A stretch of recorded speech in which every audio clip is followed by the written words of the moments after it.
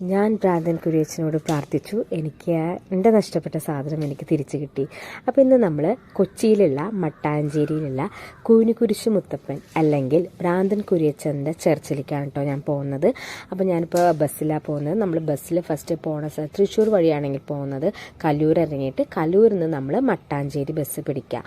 ചിലപ്പോൾ മട്ടാഞ്ചേരി ബസ് കിട്ടിയില്ലെങ്കിൽ അവിടുന്ന് തോപ്പുംപടി പോയി കഴിഞ്ഞാൽ അവിടുന്ന് എപ്പോഴും ബസ് ഉണ്ടാവും. അപ്പോൾ ഞാനിപ്പോൾ മട്ടാഞ്ചേരി ഇറങ്ങി ഇവിടെയൊക്കെ നമുക്ക് സിഗ്നൽസ് ഉണ്ടാവും ചർച്ചിലേക്ക് പോകേണ്ടത്. ലെഫ്റ്റ് സൈഡിൽ ഒരു ചിൽഡ്രൻസിൻ്റെ ഹോസ്പിറ്റലുണ്ട്, റൈറ്റ് സൈഡിലൊരു പള്ളിയുണ്ട്. ഈ റോഡിനെ പറയുക ബസാർ റോഡ് എന്നാണ് കേട്ടോ. ഇന്ന് ശരിക്കും ഈ ബസാർ റോഡിൽ കുറേ കടകളും കാര്യങ്ങളൊക്കെ ഉണ്ട്. ശരിക്കും ഫോറിനേഴ്സിനാണ് അത് കൂടുതലും ആ സാധനങ്ങളൊക്കെ യൂട്ടിലൈസ് ചെയ്യാൻ പറ്റും. ഇങ്ങനത്തെയൊക്കെ ഓരോ ആൻറ്റിക്കിൻ്റെ ഒക്കെ ഓരോ സ്റ്റാച്യൂസ് കാര്യങ്ങളാണ്. പക്ഷേ ഇന്ന് മെയ് 1 ആയതുകൊണ്ടാണ് തോന്നുന്നു തിരക്ക്, ഷോപ്പുകളൊക്കെ അടഞ്ഞു കിടക്കുമായിരുന്നു കേട്ടോ. അപ്പോൾ ഇങ്ങനെയൊക്കെ കുറേ ആൻറ്റിക്കിൻ്റെ ഷോപ്പും കാര്യങ്ങളൊക്കെ ഉണ്ട്. അങ്ങനെ നമുക്ക് ജസ്റ്റ് പോയിക്കൊണ്ടിരിക്കുമ്പോൾ നമുക്ക് ലെഫ്റ്റ് സൈഡിൽ ഇതാ പള്ളി കാണാം.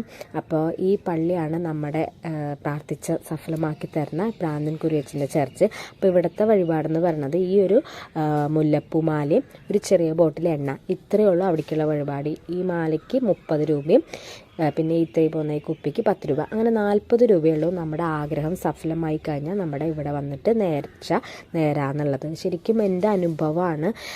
എൻ്റെ മോതിരം ഞാനൊരു 2 മാസമായിട്ട് ഞാൻ ഫുള്ളി അന്വേഷിക്കുകയായിരുന്നു, തപ്പായിരുന്നു, ഞാൻ വെച്ചു കൊടുത്ത് കണ്ടില്ല. അപ്പോൾ എനിക്ക് ശരിക്കും ഫലിച്ചു. അപ്പോൾ ഞാനത് ഇവിടെ നേരാൻ വേണ്ടി വന്നു.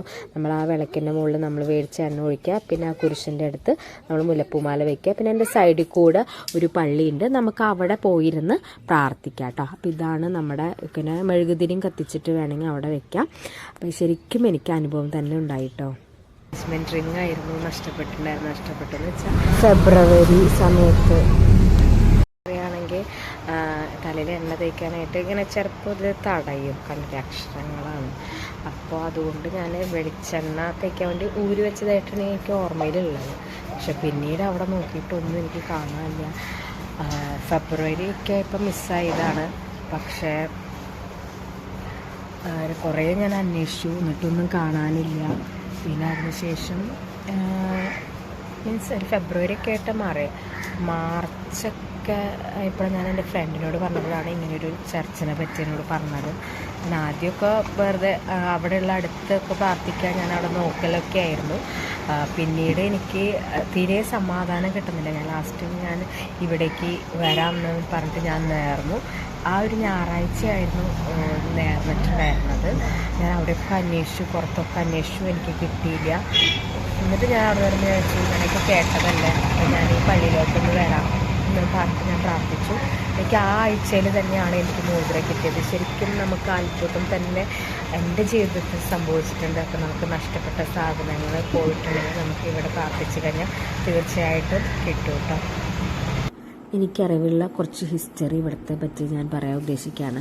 14-ാം നൂറ്റാണ്ടിൻ്റെ തുടക്കത്തിൽ ആ സമയത്ത് ഇവിടുത്തെ പ്രധാന കച്ചവട കേന്ദ്രം എന്ന് പറയുന്നത് കൊടുങ്ങല്ലൂരായിരുന്നു. അപ്പോൾ ആ ഒരു സമയത്ത് പ്രളയം വന്നപ്പോഴാണ് ഇത് കൊച്ചിൻ പ്രോട്ടസ്റ്റ്, പിന്നെ ഇവിടെ കൊച്ചിയിലായിരുന്നു മെയിൻ കച്ചവട ഏരിയ ആയിട്ടുണ്ടായിരുന്നത്. അന്ന് ഇവിടെ ഒരു ഇല്ലക്കാരുണ്ടായിരുന്നു, അവർ അഞ്ചേരി മഠം എന്നാണ് അവരെന്നെ പറഞ്ഞത്. അപ്പോൾ ഈ പോർച്ചുഗീസുകാർ വന്നപ്പോൾ അവർക്കിത് പറയാൻ പറ്റാണ്ട് മഡ് അഞ്ചേരി എന്നാണ് പറഞ്ഞു വന്നത്. അത് മട്ടാഞ്ചേരിയായി. അതേപോലെ തന്നെ വേറെ മട്ടാഞ്ചേരിയുടെ പേര് വരാൻ കാരണം കൊച്ചിയിൽ നിന്ന് ഒരു കൂട്ടം ക്രിസ്ത്യൻസ് വന്നു. മാത്തൻ്റെ ചേരി എന്നുള്ള ആൾക്കാരാണ് വന്നത്. അത് മാത്തൻ്റെ ചേരി എന്നുള്ളത് പറഞ്ഞു വന്നപ്പോൾ അത് മട്ടാഞ്ചേരിയായി മാറി കേട്ടോ. പിന്നെ ഇവിടെ ഭ്രാന്തൻ കുരിശ് എന്ന് പറയാൻ കാരണം എന്താ വെച്ചാൽ ഇവിടെ നമ്മൾ പറഞ്ഞല്ലോ ഒരു കച്ചവടം ഏരിയ ആയിരുന്നു. അപ്പോൾ അവിടുത്തെ ഒരാളുടെ സാധനം ഇതേപോലെ കളവ് പോയിട്ട് അയാൾ പോയിട്ട് ഈ കുരിശിൻ്റെ അവിടെ വന്ന് പ്രാർത്ഥിച്ചിട്ട് ഈ കളവ് കൊണ്ടുപോയ ആൾക്ക് ഒരു സമാധാനം കിട്ടില്ല. നമ്മുടെ സാധനം നഷ്ടപ്പെട്ടു പോയി ഇവിടെ വന്ന് പ്രാർത്ഥിച്ചു കഴിഞ്ഞാൽ കൊണ്ടുപോയ ആൾക്ക് ഒരു സമാധാനം കിട്ടില്ല. അദ്ദേഹം പെട്ടെന്ന് തന്നെ തിരിച്ചു കൊണ്ടു കൊടുത്തു എന്നാണ് പറഞ്ഞത്, മാനസികമായിട്ട് പറ്റാണ്ട്. അപ്പം അതാണ് ഇവിടുത്തെ ഈ ഒരു കുരിശിന് ഭ്രാന്തൻ കുരിശെന്നും പേര് വരാൻ കാരണം. പിന്നെ വേറൊരു പേരും കൂടിയുണ്ട്, 2 പേരുണ്ട് ഈ പള്ളിയുടെ ഇതിന്. കൂനൻ കുരിശ് പള്ളി എന്നുണ്ട്. ഈ കൂനൻ കുരിശ് പള്ളിക്ക് കൂനൻ കുരിശ് സത്യം എന്ന് പറഞ്ഞിട്ടൊരു കാര്യമുണ്ട്. ഇവിടെ ഉണ്ടായിരുന്ന മാർത്തോമ ക്രിസ്ത്യാനികൾ പോർച്ചുഗീസുകാരെന്ത് ചെയ്തു, റോമൻ കാത്തലിക് നിയമം കൊണ്ടുവന്നപ്പോൾ ഇവിടുത്തെ കുറച്ച് ക്രിസ്ത്യാനികൾ അവരുടെ അവിടെ ഉണ്ടായിരുന്ന കല്ലും കുരിശ് കുരിശിൽ അവരെന്ത് ചെയ്തു, സത്യം പ്രാർത്ഥിക്കാൻ തുടങ്ങി. അപ്പം എല്ലാവർക്കും ആ കല്ലിൽ കെട്ടി പ്രാർത്ഥിക്കാൻ പറ്റാണ്ട് അപ്പോൾ അവരെന്ത് ചെയ്തു, ഒരു കയറ് കെട്ടിയിട്ട് എല്ലാവർക്കും തൊടാനുള്ള രീതിയിൽ വെച്ചു. അപ്പോൾ ആ കയറ് വലിച്ചപ്പോൾ ജസ്റ്റ് ഒരു ബെഞ്ച് വീണെന്നാണ് പറയണത്. അങ്ങനെയാണ് ഇതിന് കൂനിക്കുരിശ് പള്ളി എന്നും പറയുന്നത്. പക്ഷെ ഇത് ഇങ്ങനെയാണ് എൻ്റെ അറിവിലുള്ള ഈ ഒരു പള്ളിക്ക് 2 പേര് വന്നതെന്നുള്ള അറിയപ്പെട്ടത്. അപ്പം നമുക്ക് ഇവിടെ എനിക്ക് വന്നപ്പോൾ തന്നെ കാണാൻ സാധിച്ചത് ജാതി മതഭന്യേ എല്ലാ ആൾക്കാരും വന്ന് അവരുടെ വിശ്വാസത്തിന് വേണ്ടി പ്രാർത്ഥിച്ചു പോകുന്നുണ്ട്. അപ്പോൾ എല്ലാ വിശ്വാസികൾക്കും ഇവിടെ വന്ന് പ്രാർത്ഥിച്ചു പോകാം. ഇവിടെ എപ്പോഴും തുറന്നിരിക്കുന്നതാണ്. അപ്പോൾ പ്രത്യേക ദിവസം വെള്ളിയാഴ്ചകളാണ്. അപ്പോൾ വെള്ളിയാഴ്ചകളാണ് കൂടുതലും പ്രാധാന്യം, അല്ലാത്ത ദിവസവും ഉണ്ടാവും. അപ്പോൾ നിങ്ങൾക്ക് നിങ്ങളുടെ വിശ്വാസം അനുസരിച്ചിട്ട് എല്ലാ കാര്യവും നഷ്ടപ്പെട്ട് കഴിഞ്ഞിട്ടുണ്ടെങ്കിൽ നിങ്ങൾക്ക് ഇവിടെ വന്ന് പ്രാർത്ഥിച്ചാൽ എന്തായാലും ഫലിക്കും. എൻ്റെ അനുഭവം ഞാൻ നിങ്ങളുമായി ഷെയർ ചെയ്തിട്ടുണ്ട്. അപ്പോൾ നിങ്ങൾക്ക് ഈ വീഡിയോ ഇഷ്ടപ്പെട്ട് കഴിഞ്ഞാൽ നിങ്ങൾ തീർച്ചയായിട്ടും ലൈക്ക് ചെയ്യുക, ഷെയർ ചെയ്യുക, സബ്സ്ക്രൈബ് ചെയ്യുക കേട്ടോ.